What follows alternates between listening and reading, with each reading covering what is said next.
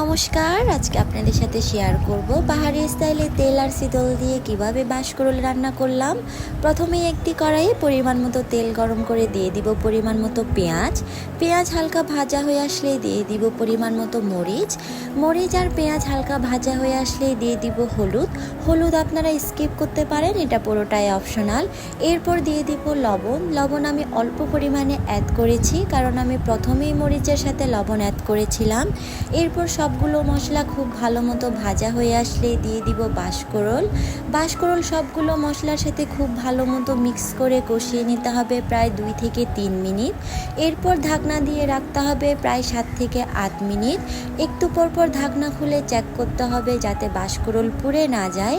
এরপর অ্যাড করব শীতলের পানি মূলত রান্নার মূল উপকরণ, যেটাকে আদিবাসীদের রান্নার মূল উপকরণও বলা হয়।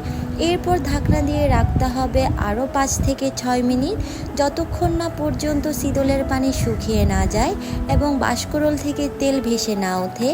এই তো হয়ে গেল আমার আজকের বাঁশকুড়ুল রান্নাটি আপনাদের কেমন লাগলো অবশ্যই কমেন্ট করে জানাবেন। And thanks for watching.